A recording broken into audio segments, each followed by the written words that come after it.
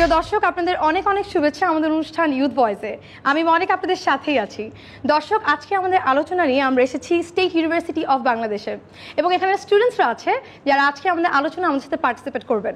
আমাদের সাথে আরও আছেন 5 জন প্যানেলিস্ট। তো চলুন প্রথমেই চলে যাই আমাদের আজকের প্যানেলিস্টদের কাছে এবং তাদের সাথে পরিচিত হয়ে নেই। ডিয়ার প্যানেলিস্ট, আপনারা একে একে আপনাদের পরিচয় দেবেন এবং শুরু করবো আমার ডান দিক থেকে। ধন্যবাদ। আমি অধ্যাপক Ashraful Islam Chowdhury, dean, school of business, state university of Bangladesh. ধন্যবাদ sir. Professor Ali Hasan, program director, business studies ডিপার্টমেন্টের। ধন্যবাদ স্যার। আমি প্রফেসর ইফতেখার গনি চৌধুরী, আমি উপাচার্য, স্টেট ইউনিভার্সিটি। ধন্যবাদ স্যার। আমি মেজবার রহমান, আমি বেসিক্যালি মিউজিক করছি, ব্যান্ড মিউজিক। ধন্যবাদ। আমি সাবরিনা ইয়াসমিন মিলি, স্টুডেন্ট অফ আর্কিটেকচার। ধন্যবাদ আপনাদের সবাইকে। আমরা জানি যে মডার্নাইজেশনের যুগে আমরা প্রযুক্তির উপর অনেক বেশি নির্ভরশীল। আজকে আমরা যে বিষয়টি নিয়ে আলোচনা করব সেটি প্রযুক্তি নিয়েই। প্রযুক্তির উৎকর্ষে সাইবার যুদ্ধ, এই বিষয়টি নিয়ে আপনাদের মন্তব্য জানতে চাবো। সবচেয়ে প্রথমে শুরু করব আশরাফুল স্যার আপনার কাছ থেকে। আবারও ধন্যবাদ অত্যন্ত সমসাময়িক একটি বিষয় অবতারণা করবার জন্য, যেটা সমাজের প্রায় সব পক্ষকেই কোনো না কোনোভাবে টাচ করে। আমরা সাইবার যখন বিষয়টা নিয়ে আসি, সাইবারনেটিক্সের যে উদ্ভব সেটা আমাদের জীবনকে আমূল পাল্টে দিয়েছে ঠিকই, কিন্তু পাশাপাশি এর যে অনেকগুলো নেতিবাচক দিক পরিলক্ষিত হচ্ছে দেশে দেশে, বাংলাদেশও সাম্প্রতিককালে এটার উপর আলোচনা করা অত্যন্ত জরুরি, কারণ এটা সমাজের বিভিন্ন পক্ষকে এমনভাবে ক্ষতিগ্রস্ত করছে, সেই জন্য আমি বলি বাঁচতে হলে জানতে হবে। আলী স্যার। সাইবার ক্রাইম অথবা সাইবার ওয়ারফেয়ার বলতে কী বোঝায় আমরা বেসিক্যালি ওটা আগে আমাদের বুঝতে হবে। আমরা যদি দেখি এটা বেসিক্যালি এটা রিসেন্ট ফেনোমেনা। আজকাল আমাদের অনেক ধরনের স্পেশালি কম্পিউটার হয়েছে, তারপরে সেলফোন হয়েছে। এই সেলফোনের মাধ্যমে, কম্পিউটারের মাধ্যমে যেরকম আমরা অনেক সাহায্য পেয়ে থাকি, এটাকে কিন্তু দুষ্টু লোকরা আবার মিসইউজও করে থাকে। হ্যাঁ, যখন আমি এই কম্পিউটার অথবা সেলফোন ইউজ করি ইন্টারনেটের মাধ্যমে কাউকে যদি ক্ষতি করার চেষ্টা করি অথবা আমার উদ্দেশ্য থেকে থাকে ক্ষতি করার, ওটাকে আমরা সাইবার ক্রাইম বলে থাকি। আর যদি দেশের আর দেশের ভিতরে যদি এই যুদ্ধটা হয়ে থাকে তখন ওটাকে সাইবার ওয়ার বলে থাকি আমরা। ধন্যবাদ স্যার। সাইবার বলতে মূলত আমরা দুটো জিনিসকে বোঝাই, একটা হচ্ছে কম্পিউটার আর একটা হচ্ছে ইলেকট্রনিক মিডিয়া, যেটা আমরা ইন্টারনেট দিয়ে চিনি। এই দুটো সমন্বয়ে কিন্তু বর্তমান টেকনোলজি এই পর্যায়ে আমাদের জীবনের ভেতরে ঢুকে গেছে, এবং এটার প্রভাব যে কতটুকু সেটা আমরা প্রতিনিয়ত দেখতে পাই। যেমন ধরেন আপনার সেলফোনে যে অ্যাপ্লিকেশন, সেটাও কম্পিউটার রিলেটেড, কারণ সেলফোনগুলো কিন্তু আজকাল সেলফোন নেই, এগুলো কিন্তু কম্পিউটার হয়ে গেছে, এবং এর শক্তি কতটুকু সেটা আপনারা দেখছেন। অহর্নিশ আমরা এটা ব্যবহার করি, এবং এটার খারাপ প্রয়োগটা যেটা আমাদের আলী হাসান সাহেব বললেন, যেমন ইন্টারনেটে ডাউনলোড আপলোড, এগুলো আমরা সবসময় দেখছি, ইউটিউব, ফেসবুক, এরা আমাদের জীবনে ছড়িয়ে গেছে। এটা হচ্ছে ব্যক্তিগত পর্যায়ে। সাইবার কিন্তু আরেকটা আছে ব্যক্তির উপরে, যেটা প্রতিষ্ঠানের মধ্যে যায়। প্রতিষ্ঠানে আমরা দেখছি যেমন হ্যাকিং, এই জাতীয় ব্যবহারগুলো দেখছি। আর তার উপরে হচ্ছে যেটা দেশের পর্যায়ে অথবা বৃহত্তর পরিসরে, যেমন ধরুন উইকিলিক্সের কথা বলছিলেন, এটা কিন্তু একটা দেশকে নিয়ে। কাজে তিনটা পর্যায়ে দেখি এবং তিনটার প্রভাব ভিন্ন। তো এটা ছড়িয়ে গেছে সমাজের, ভালো দিকও আছে খারাপ দিকও আছে, দুটোর দিকেই আমাদের নজর দেওয়া প্রয়োজন। ধন্যবাদ স্যার। চলে যাবো আপনার কাছে। অ্যাকচুয়ালি এই ক্রাইমটা এখন তো আমাদের ভেতর ছাড়িয়ে এটা আসলে ইন্টারন্যাশনাল একটা বিষয় হয়ে দাঁড়িয়েছে আমাদের। সেজন্য আমার মনে হয় যারা স্পেশালিস্ট আছেন, তারা এখন এটাকে কীভাবে প্রতিরোধ করা যায় সেটার জন্য নতুন নতুন কিছু অ্যাপ্লাই করছেন তারা। তো আমার মনে হয় সমস্যার পাশাপাশি আমাদের যে এটাকে ওভারকাম করতে হয় সেটাও আমার মনে হয় চলে আসবে খুব শীঘ্রই। ইনশাআল্লাহ একটা সময় হয়তো এই জিনিসটা অনেক কমে আসবে, যদি এটা এখন খুব ব্যাপকভাবে আমরা এটাকে ফেস করছি আর কি। সাবিনা, আপনি তরুণ প্রজন্মকে রিপ্রেজেন্ট করছেন, আপনি কি মনে করেন আমাদের আজকের বিষয়টি নিয়ে? আজকের বিষয় হচ্ছে প্রযুক্তি ও সাইবার যুদ্ধ। আসলে প্রযুক্তি আমাদেরকে এত বেশি দিয়েছে, যার আশীর্বাদে আমি আমার দূরে থাকা অর্থাৎ ভিন দেশে থাকা ভাইটিকেও সামনে ফিল করতে পারি স্কাইপের মাধ্যমে। পাশাপাশি সাইবার ওয়ারের দিকে তাকালে আসলে যোদ্ধাদেরকে আমরা ভালোবাসি, কিন্তু সেই যোদ্ধা যখন কোনো অপরাধীতে পরিণত হয় সে কিন্তু ভালোবাসার দাবি রাখে না, সে তখন ঘৃণিত। আজ কিন্তু সাইবার যোদ্ধা না বলে আমরা শব্দটিকে নিয়ে যাচ্ছি সাইবার ক্রাইম বা সাইবার অপরাধে, কারণ যোদ্ধারা তার যুদ্ধের জায়গায় না থেকে অপরাধে জড়িয়ে পড়ছে। যেমন আসলে সাইবার ক্রাইমের আওতায় কি পড়ছে? তথ্য চুরি করছে, তথ্য বিকৃতি করছে, ব্ল্যাকমেইলিং করছে, অর্থাৎ প্রতারণা করছে। এখন যদি একটু যুক্তরাষ্ট্রের দিকে তাকিয়ে দেখি, সেখানে কি ঘটছে? সেখানে ঘটছে হচ্ছে আর্থিক ক্ষতি হচ্ছে। অর্থাৎ গত মাসেও যে ক্ষতিটি হয়েছে সেটি হচ্ছে 8,30,00,000 উপরে অ্যাকাউন্ট হ্যাক করা হয়েছে, যার 70 লক্ষেরও বেশি হচ্ছে ব্যবসায়িক অ্যাকাউন্ট। কিন্তু বাংলাদেশের প্রেক্ষাপটে সামাজিক ক্ষতি বা মানবিক ক্ষতিটি হচ্ছে আমাদের বেশি। ধন্যবাদ। দর্শক, আমরা প্রযুক্তি ব্যবহার করছি এবং উপকারিত হচ্ছি, অপকারগুলোও কিন্তু আমরাই সৃষ্টি করছি। আমাদের আজকের তরুণরা কি মনে করেন তা জানবো, কিন্তু তার আগে নিয়ে নিচ্ছি ছোট্ট একটি বিরতি। আপনারা আমাদের সঙ্গেই থাকুন।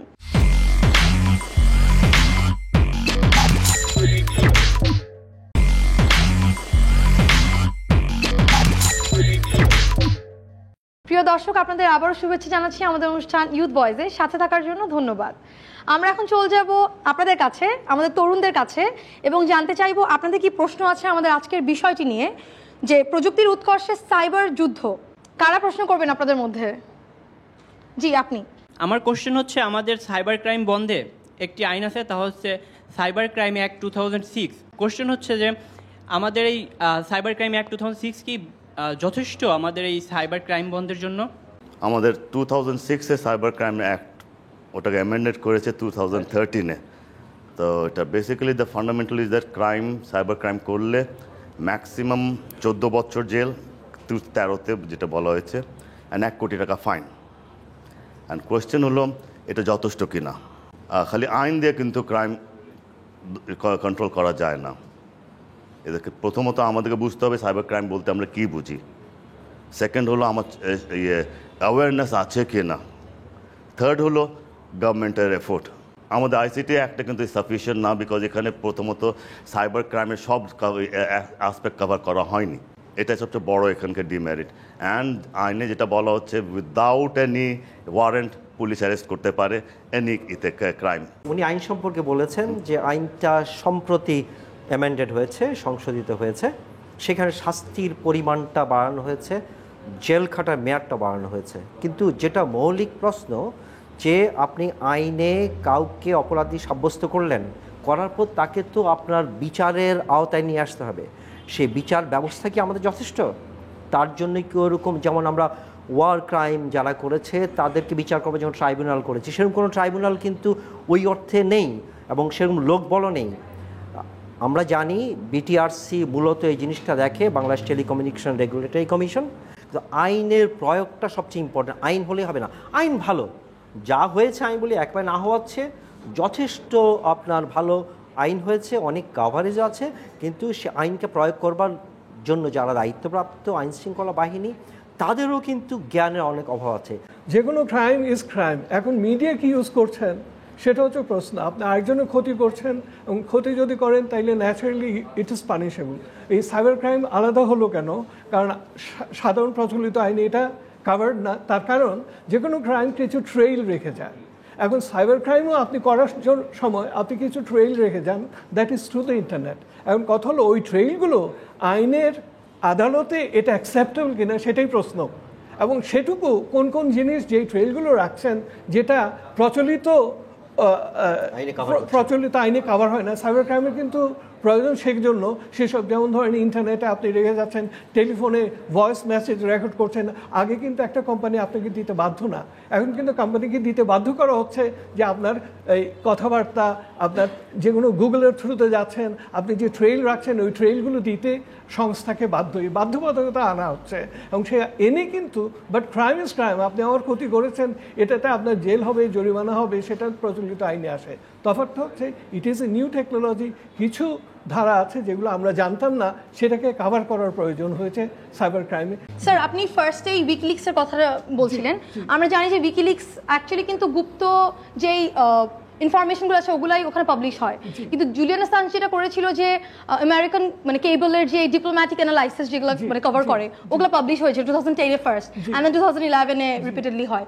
এই বিষয়ে স্যার আপনি কি মনে করেন? দেখেন, একটা হচ্ছে স্টেট টেরোরিজমের কথা বলছি, কারণ একটা দেশ যখন এভাবে ইন্ডিভিজুয়াল মানে এখানে প্রিভেসি নিয়ে প্রশ্ন হচ্ছে। এখন আপনি একটা দেশ আপনার প্রিভেসি কতটুকু কিন্তু ঢুকতে পারে আমার জীবনে, সেটা নিয়ে প্রশ্ন হচ্ছে। মানে মূল আমার rights of a person as an individual within a country, আমার রাইটটাকে ভায়োলেট স্যার এখানে কিন্তু কনফ্লিক্ট দেশের মধ্যে কনফ্লিক্ট হয়ে গেল, দেশের মধ্যে হচ্ছে, আবার বিটুইন কান্ট্রিজ হতে পারে। স্যার আপনি কি মনে করেন যে আমরা থার্ড ওয়ার্ল্ড নেশন হিসাবে আমাদের উপরে কতটুকু প্রভাবিত হচ্ছে? আমরা তো দেখেন থার্ড ওয়ার্ল্ড মানে আমরা দুর্বল, কারণ আমাদের উপর অনেক কিছু হয় যেগুলো নিয়ে আমরা প্রতিবাদ করলেও কিন্তু ঠিক সেরকম সুরাহা হয় না। সো এটা কিন্তু একটা ডিবেট। স্যার আমরা আরো কিছু প্রশ্ন নিয়ে আপনার কাছে ফিরে আসছি। জি, আমরা আরো কিছু প্রশ্ন জানতে চাই আপনাদের কাছ থেকে। জি আপু, আপনি। এখন যে কেউ চাইলেই অন্য কারো তথ্য চুরি করে একটি ফেসবুকে ফেক আইডি খুলতে পারে, অথবা একজনের একাধিক আইডি থাকে। এখন এমন কি কোনো ব্যবস্থা করা যায় যেখানে একটি নির্দিষ্ট বয়সে বার্থ সার্টিফিকেট অথবা তার ন্যাশনাল আইডির যে সিরিয়াল নাম্বারটি আছে সেটা দ্বারা একটি মাত্র আইডি খুলতে পারবে তারা? ধন্যবাদ। আমরা এই প্রশ্নের উত্তর নিব, কিন্তু তার আগে আরেকটি প্রশ্ন চাই আপনাদের কাছ থেকে। জি আপু, আপনি। এই সাইবার ক্রাইম বন্ধ করতে আমি যদি এটার ভিকটিম না হতে চাই তাহলে আমি কি স্টেপ নিতে পারি ইন ফিউচার? ধন্যবাদ। মেজর ভাই আপনার কাছে। জি, আপনি একটু আগে বলছিলেন যে উইকিলিক্সের বিষয়টা আর কি আমাদের দেশের মধ্যে কনফ্লিক্ট তৈরি করেছে আর কি। তা আমার মনে হয় দেশের ভিতরে তো আমার মনে হয় সর্বক্ষেত্রেই এইটা মানে বিরাজমান আর কি। বিশেষ করে আপনারা খেয়াল করবেন যে আমরা এতটাই পলিটিসাইজড হয়ে গেছি আর কি, যে হয়তো আমি ধরে নেই কথা মানে প্রসঙ্গে এ টিম এবং বি টিম আর কি। হয়তো এ টিম এগেনস্টে কেউ কিছু বলছে, আপনি খুব দ্রুত তাকে মানে যেভাবে হোক তাকে আইনের আওতায় আনছেন, কিন্তু বি টিমের বিরুদ্ধে এত ডার্টি এবং অনেক কিছু এই ক্রাইমটা হচ্ছে যেভাবে কি তাদের বিষয়ে আপনাদের কিন্তু সেভাবে মানে মানে দেখা যায় না, অ্যাক্টিভ হতে দেখা যায় না আর কি। তো এইটা ইমপ্লিমেন্টের একটা বিষয় আছে আর কি। সাইবার ক্রাইম শুধু আইন করলেই হবে না, ইমপ্লিমেন্টেশনের একটা সেটা সবার ক্ষেত্রে সমভাবে করতে হবে আর কি। সাবরিনা, একটি প্রশ্ন এসেছিল যে ভিকটিম যদি আমরা না হতে চাই এই বিষয়ে কি করা যায়, আপনি কি মনে করেন? আমার বান্ধবী বলবো বা আমার ফ্রেন্ডই বলবো জানতে চেয়েছে কিভাবে আমরা রক্ষা পেতে পারি বা কিভাবে এটা থেকে সরে আসতে পারি। সেটি হচ্ছে প্রথমত ফেসবুকে আমাদেরকে সচেতনতা অবলম্বন করতে হবে। আরেকটি কথা হচ্ছে যেহেতু ক্ষেত্র অনেক বড়, প্রযুক্তির ক্ষেত্রে আমি এখন অবশ্যই চাইবো না টাকা জমা দেওয়ার জন্য 2 ঘন্টা জ্যামে বসে মতিঝিল যাওয়ার জন্য। আর এই কারণে আমি অনলাইন ব্যাংকিংয়ের উপর নির্ভর করি। আমার এই টাকার নিরাপত্তাটা দিতে হবে দেশের সরকারের বা আইন শৃঙ্খলা রক্ষাকারী বাহিনীর। অর্থাৎ একটি ক্ষেত্রে প্রাথমিক ক্ষেত্রে আমার যে ফেসবুকের কথা বলেছেন সেই সচেতনতাটা অনেকটা নিজের উপরে নির্ভর করে। আর প্রযুক্তি ব্যবহার করার আগে সেই সম্পর্কে খানিকটা জ্ঞান নিয়ে সেটি ব্যবহার করতে যদি আমি যাই। দর্শক, শেয়ার করুন আপনাদের মতামত আমাদের সাথে আমাদের পেজে www.facebook.com/youthvoice.satv। আমরা ফিরে আসছি ছোট্ট একটি বিরতি নিয়ে।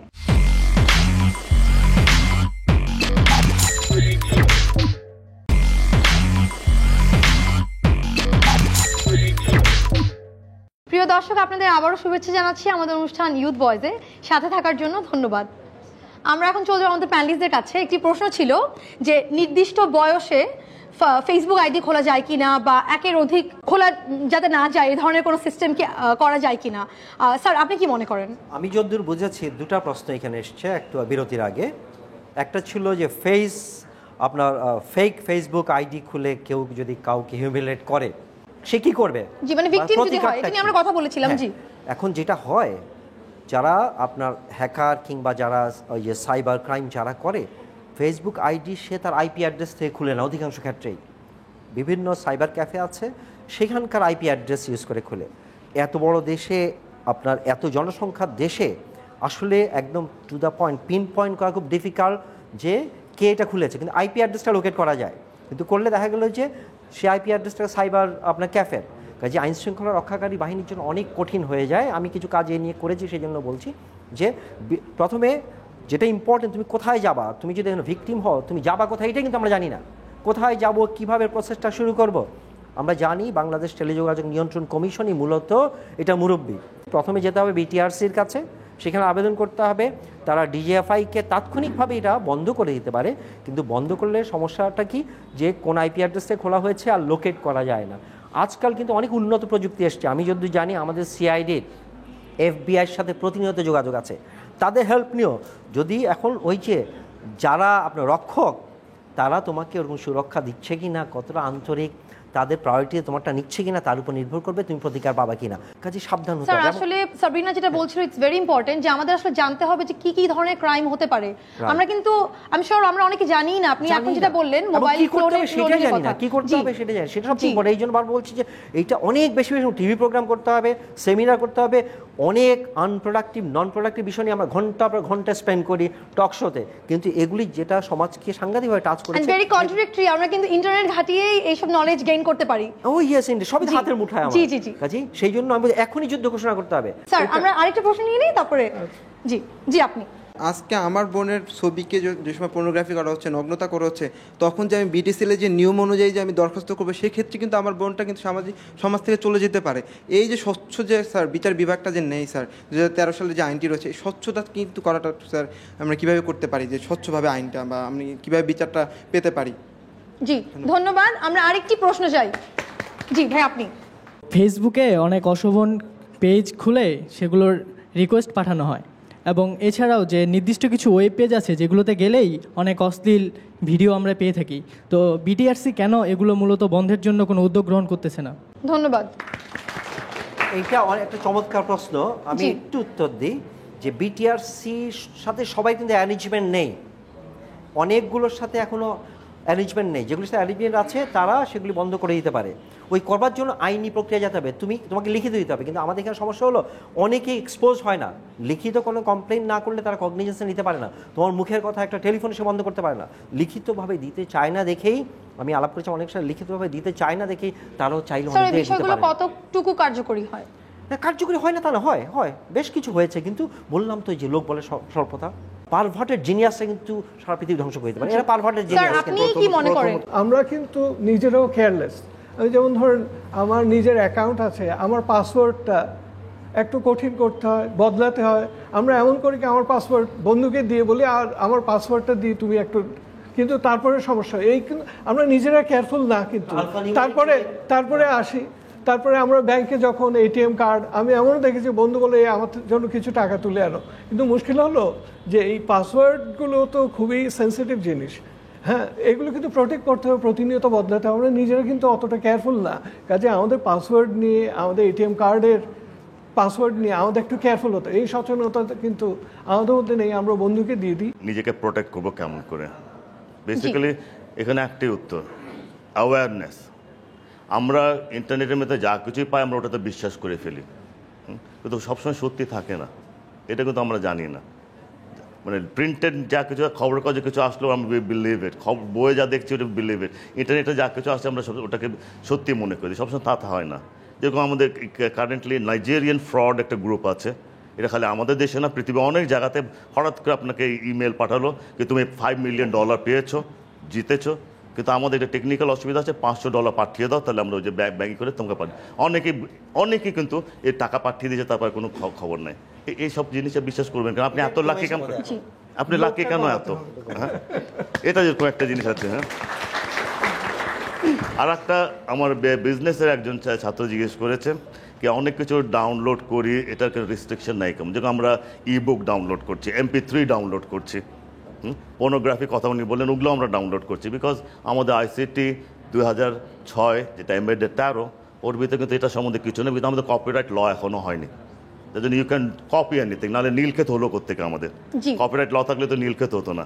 সিমিলারলি আপনি ইন্টারনেটে যা কিছু ডাউনলোড করেন, আপাতত এটা still legal, it's not illegal, it is legal. ওই কারণে আপনি ডাউনলোড করতে পারছেন। যখন ইললিগাল হয়ে যাবে তখন আপনি যদি ডাউনলোড করেন, that will become a crime. এখন ওটা কিন্তু ক্রাইম না আমাদের দেশে না, বিদেশে সব দেশে আছে, কারণ আমাদের দেশে ক্রাইম না ওটা এখনো। জি জি জি, ধন্যবাদ স্যার। আমরা আরো কিছু প্রশ্ন। জি ভাই আপনি। যারা এই ক্রাইমগুলো করছে তাদেরকে চিহ্নিত করার কোনো উপায় আছে কি? যারা ভিকটিম তারা কিন্তু কমপ্লেনটা লজ করে না, ওই যে এর সাথে শেয়ার করে ওর সাথে শেয়ার করে, কিন্তু তুমি যে black and white complain lodge না করো, লজ করলে আইডেন্টিফাই করা যায়, ইভেন ক্লাউডে থাকলেও কিন্তু আজকাল বের করে নিয়ে আসা যায়। কাজে যায় বললাম না, আমাদের ওই যে এখনও আমরা সংস্কৃতিগতভাবে অনেক বেশি আবদ্ধ রয়ে গেছি, এখনও আমরা অনেক কি বলবো সামাজিক বিভিন্ন বন্ধনে এমনভাবে আষ্টপৃষ্টে আমাদেরকে জড়িয়ে রেখেছে, যার ফলে আমরা এখনও খোলস থেকে বেরোতে পারছি না। ব্যক্তিগত অভিজ্ঞতা, আমি যখন ঢাকা বিশ্ববিদ্যালয় আইবি এর পরিচালক ছিলাম, তখন আমার একজন ফ্যাকাল্টিকে কেউ একটা হেট মেইল পাঠিয়েছে। হেট মেইল মানে তো অনেক কিছু, ন্যাচারালি আমি ভয় পাই, অস্থির হই। তখন আমরা ন্যাচারালি আইন সংস্থার কাছে গেলাম এবং যে দেখা গেল ওই মেইলটা এসছে একটা প্রতিষ্ঠানের কতগুলো কমন, যেমন ধরুন এখানে একটা কমন ইউজের কম্পিউটার আছে, ওরকম একটা কম্পিউটার থেকে এসছে, কাজে আইডেন্টিফাই করা যায় না কে করেছে ওই প্রতিষ্ঠান থেকে। কিন্তু ইভেনচুয়ালি তারা কিন্তু ওটাতে লেগে থেকে ওই সময় কে এসেছিল, তারপরে আমার ক্যামেরা ভিডিও ক্যামেরা দিয়ে তাকে সিসিটিভি দিয়ে তাকে কিন্তু আইডেন্টিফাই করে আমরা ধরেছিলাম। সো কাজেই দোষ করলে অবশ্যই ধরা যায়, তবে কথা হলো এতে সময় সাপেক্ষ। স্যার আমি আরেকটা বিষয় তুলতে, জি আচ্ছা জি আপু চাই, সেটা হচ্ছে এখানে অনেকগুলো বিষয় আছে, যেমন স্যারের উদ্দেশ্য ছিল আমি তাকে ধরবো, অর্থাৎ আমাদের ইচ্ছার মধ্যেও অনেক দুর্বলতা রয়েছে। স্যার আর আশরাফ স্যার বললেন যে আমরা কিন্তু পদক্ষেপ নিয়েছি, কিন্তু সেটা স্যার আমার কাছে, আমি ক্ষমা চেয়ে দিচ্ছি যে আমার কাছে যথেষ্ট মনে হয়নি। আমার স্যার আমি ব্যক্তিগত বলছি যে আমার যথেষ্ট মনে হয়নি। তার কারণ হচ্ছে গত জানুয়ারি পর্যন্ত সবচেয়ে দুঃখজনক ব্যাপার হচ্ছে আইন শৃঙ্খলা রক্ষাকারী বাহিনীর কাছে কোনো পরিসংখ্যান আমরা দিতে চেয়ে পাইনি, যে কোনো কাজ করতে গিয়ে তাদের কাছে কোনো পরিসংখ্যান নেই। কিন্তু বেসরকারি প্রতিষ্ঠানে গিয়ে আমরা পরিসংখ্যান পেয়েছি। পরিসংখ্যানটি এরকম যে সরকারি এখানে পাশাপাশি একটা পরিসংখ্যান আছে যে আমরা আসলে প্রযুক্তি ব্যবহার, কম্পিউটার ব্যবহার করছি বাংলাদেশে কতজন, 4,80,000 প্লাস।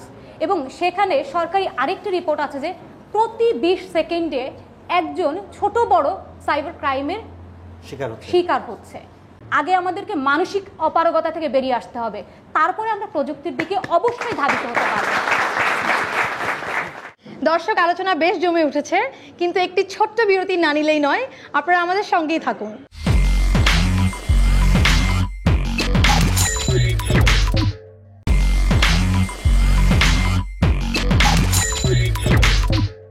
প্রিয় দর্শক, আপনাদের আবারও শুভেচ্ছা জানাচ্ছি আমাদের অনুষ্ঠান ইউথ ভয়েসে। বিরতিতে যাবার আগে আমরা প্রযুক্তির উপকার এবং অপকারগুলো নিয়ে কথা বলছিলাম। আমরা এখন চলে যাবো আবার আপনাদের কাছে এবং জানতে চাইবো আপনাদের মন্তব্য। আজকে যে বিষয়টি নিয়ে আমরা আলোচনা করলাম, এ বিষয়ে আপনারা কি মনে করেন, কারা ওপিনিয়ন দিবেন? জি আপনি। হ্যাকিং সিস্টেমটাকে আমি বলতে চাই এখন এটা হচ্ছে একটা প্রতিরোধের ভাষা। কারণ তারা বলছেন যে আমাদের দেশের যে ওয়েবসাইটগুলো আছে, আমাদের দেশের গভর্নমেন্টের যে ওয়েবসাইটগুলো আছে, তাদের মধ্যে 90% হচ্ছে দুর্বল। সো যে কেউ আপনাদের হ্যাক করে ফেলতে পারে। সো আমরা কেন এইসব দুর্বলতাকে নিব? এইসব দুর্বলতা তারাই জানে যারা হ্যাকিং করে। তো তাদেরকে ইউজ করতে পারলে আমার মনে হয় যে আমাদের যে ওয়েবসাইট, গভর্নমেন্ট যে ওয়েবসাইটগুলো বা প্রাইভেট সেক্টরের যেসব ওয়েবসাইটগুলো আছে, অনেকাংশে সেফ ফিল করবে। ধন্যবাদ। আমরা আরেকটি মতামত চাই, মেয়েদের মধ্যে কেউ? আমার মনে হয় যে সাইবার ক্রাইম প্রতিরোধে পরিবারের একটি অনেক বড় ভূমিকা রয়েছে। পরিবার যদি তার সন্তানদেরকে বোঝাতে পারে যে কোনটা নৈতিক কোনটা অনৈতিক, তাহলে অনেকাংশে সাইবার ক্রাইম কেন প্রত্যেকটা ক্রাইমই কমে যাবে। তো আমি আরেকটি কথা বলতে চাই যে সাইবার ক্রাইম প্রতিরোধ করার জন্য ক্লাস 6 থেকে যদি ইন্টারমিডিয়েট পর্যন্ত আমরা, অবশ্যই আমাদের কম্পিউটার সাবজেক্ট আছে, সেখানে যদি আমরা সাইবার ক্রাইমের কোনো চ্যাপ্টার রাখতে পারি, তাহলে মনে হয় যে আমরা শুরু থেকে সবাইকে সচেতন করতে পারবো এবং সাইবার ক্রাইম আমাদের ফেস করতে হবে না। ধন্যবাদ। আমরা চলে যাবো এখন আবার আমাদের প্যানেলিস্টদের কাছে। জানতে চাইবো আপনাদের সামারি, মানে আপনারা সাম আপ করে দিবেন আমাদের আজকের অনুষ্ঠানের আলোচনাকে। স্যার আপনার কাছে। এখন সমাজটা এমন হয়ে গেছে যে এখন পরিবারে আমরা কিন্তু খুব কম সময় দিই, অল্প বয়স থেকে আমরা বাইরে জগতের সাথে এত বেশি জড়িত, এত বেশি সময় আমরা পরিবারের বাইরে থাকি, তাহলে শুধুমাত্র পরিবারের পক্ষে সম্ভব না। এইটা সার্বিক একটা টোটাল প্রোগ্রাম দরকার। একটা ডকুমেন্টারি করা যেতে পারে, সারা দেশে এইটা বারে বারে প্রদর্শন হতে পারে, বিভিন্ন লেভেলে স্কুল কলেজগুলোতে এগুলি নিয়ে আলোচনা হতে পারে, বিভিন্ন সেলিব্রিটিরা যে এগুলি বলতে পারে। সচেতনতা এবং সচেতনতা একমাত্র সম্ভব এইটার মাত্রাকে কিছুটা কমিয়ে নিয়ে আসতে, একেবারে বন্ধ করা যাবে না। আমরা আশা করি সেই সচেতনতা সৃষ্টির জন্য সরকার উদ্যোগ নেবে, ব্যক্তি পর্যায়ে আমরা নিব, বিভিন্ন এনজিওগুলো নিবে, শিক্ষা প্রতিষ্ঠানগুলো নিবে, আমাদের সার্বিক জনপ্রতিনিধিরা নেবে। সার্বিক উদ্যোগেই আমরা হয়তো এর নেতিবাচক প্রভাব থেকে কিছুটা হলেও নিজেদেরকে রক্ষা করতে পারবো। ধন্যবাদ স্যার। আলী স্যার চলে যাবো আপনার কাছে। প্লিজ, আমরা বেসিক্যালি শুরুর দিকে এই চালাক ছেলে, বুদ্ধিমান ছেলে, এটা করে মানে এনকারেজ করা হয়েছে আমাদেরকে। আমাদের ভাইরাসগুলি কি, কোনো চালাক ছেলে একটা ছোট্ট একটা প্রোগ্রাম ঢুকে দিয়েছে, সবার ক্ষতি করছি আমরা, কিন্তু ও নিজেকে মনে করছে আমি খুবই চালাক, খুবই সাকসেসফুল প্রোগ্রামিং করতে পারি। হ্যাঁ, এইভাবে যদি এখন আমরা গ্লোরিফাই করি, রবিনহুড সৃষ্টি করি মানে ইন্টারনেট জগতে, হ্যাঁ, তাহলে কিন্তু আমরা ভুল করছি আমরা। Thank you. ধন্যবাদ। আমরা চলে যাবো এখন মেজো ভাই আপনার কাছে। প্রথমে বলেছি যে ভালোর পাশাপাশি মানে খারাপটা হাত ধরাধরি করে চলে আর কি, তো সেটা সবসময় থাকবে। এটা আমার মনে হবে সেলফ ডিফেন্সটা হলো সবচেয়ে বেশি জরুরি। আমি আমাদের গভর্নমেন্ট আমাদেরকে সিস্টেমটাকে আরও ডেভেলপ করতে হবে, এবং আমি আগেই বলেছি যে এখানে পিক অ্যান্ড চুজ, এরকম যারটা ইনফ্লুয়েন্সকে করতে পারে, কারো চাচা মামা হয়তো কেউ উপর থেকে কেউ হয়তো করছে, সেইটাকে তারা দেখে। আর জেনারেলি হয়তো সেভাবে আমরা সেই সাপোর্টটা পাই না। তো সেলফ ডিফেন্সটা আমি মনে করি ওইটা হলো সবচেয়ে জরুরি আমাদের আর কি। ধন্যবাদ ভাইয়া। সাবরিনা, আজ প্রযুক্তি আমাদেরকে মঙ্গলে বাস করার স্বপ্ন দেখায়, প্রযুক্তির উৎকর্ষে। ঠিক সেই জায়গাটিতে দাঁড়িয়ে আজ সাইবার যুদ্ধ যখন সাইবার ক্রাইমে পরিণত হয়েছে, আমার বিশ্বাস আমরা তরুণ প্রজন্ম যদি সচেতন দৃষ্টিভঙ্গি থেকে একটু সামনের দিকে তাকানোর চেষ্টা করি, তাহলে অনেকাংশে কমে যাবে। আর সেই সাথে যদি প্রতিটি দেশের আইন শৃঙ্খলা রক্ষাকারী বাহিনীর মনে তাদের ব্যক্তিগত পরিসর থেকে এক একজন ডিউটি অফিসার থেকে শুরু করে তাদের মধ্যে সৎ উদ্দেশ্যের তৈরি হয়, তথা প্রতিটি দেশের সরকার যদি কঠোরভাবে পদক্ষেপ নেয়, অনেক অনেক দুরূহ কিছু থেকে আমরা কিন্তু বিশ্ববাসী বেরিয়ে এসেছে, বাংলাদেশ বেরিয়ে এসেছে। বাংলাদেশ 1971 সালে স্বাধীনতার যুদ্ধে জয়লাভ করে স্বাধীন বাংলাদেশ পেয়েছে। আমরাও সাইবার ক্রাইম মুক্ত বাংলাদেশ পাবো, এবং সাইবার যোদ্ধা যারা তাদেরকে বের করে আনতে পারবো। ধন্যবাদ। ধন্যবাদ। সর্বশেষ স্যার চলে যাবো আপনার কাছে। আমি বলি এখানে হ্যাকিং ট্র্যাকিং এগুলো বলা হলো, এটা দুটো ধরন আছে। একটা হচ্ছে পিওর ফান, যেমন আপনার কম্পিউটারে আমি একটা ভাইরাস ঢুকিয়ে দিলাম, আপনার একটা দিন গেল, কিন্তু আমি যে ভাইরাস ঢুকিয়েছি তাতে আমার কোনো বেনিফিট নেই। এটা নিছক খেলা, একজনের খেলা কিন্তু আরেকজনের জীবন সমস্যা।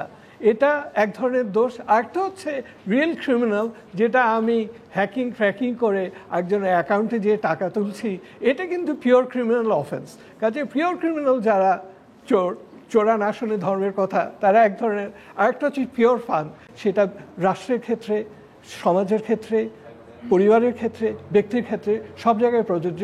এবং আমরা যারা শিক্ষা দিচ্ছি ইউনিভার্সিটিতে, আমাদের ক্ষেত্রেও প্রযোজ্য, এবং আমরা সেদিকে সচেষ্ট এবং সেটা থাকতে হবে। ধন্যবাদ স্যার। আমরা অনুষ্ঠানের একদম শেষ প্রান্তে চলে এসেছি। ভাইয়া মেজো ভাই, আজকে আপনি আমাদের সাথে আছেন, আপনার গান শুনে আমরা আমাদের আজকে অনুষ্ঠান শেষ করব। তার আগে আপনাদের সবাইকে অনেক অনেক ধন্যবাদ আমাদের সাথে আজকে থাকার জন্য এবং আমাদের আলোচনায় পার্টিসিপেট করার জন্য। আমরা দর্শকদের কাছ থেকে একটু বিদায় নিয়ে আসবো। দর্শক, আমরা প্রযুক্তি ব্যবহার করে বিশ্বের সাথে তাল মিলিয়ে চলছি, কিন্তু প্রযুক্তির যে অপব্যবহারগুলো আছে এ বিষয়ে আমাদের জানতে হবে এবং এর বিরুদ্ধে আমাদের লড়তে হবে। আজ এখানেই শেষ করছি, আপনাদের সাথে আবারও দেখা হবে আমাদের নেক্সট এপিসোডে। সেই পর্যন্ত আপনারা ভালো থাকুন এবং সুস্থ থাকুন। মেজা ভাইয়া, চলে যাবো আপনার কাছে। মন কি যে চায় বলো, যার দেখি লাগে ভালো, মন সে তো বাধা পড়ে না, কি জানি কেন জানি না। মন কি যে চায় বলো, যার দেখি লাগে ভালো, মন সে তো বাধা পড়ে না, কি জানি কেন জানি না। কাছে এসে পাশে বসে কথা বলে যে, এমন বলে সে আমার ভালোবেসেছে। চোখে চোখে চোখ রেখে কথা বলেছি, বোঝাতে পারিনি তার ভালোবেসেছি। কি করে যায় সে বলা, আমি আজও শিখিনি। মন কি যে চায় বলো, যার দেখে লাগে ভালো।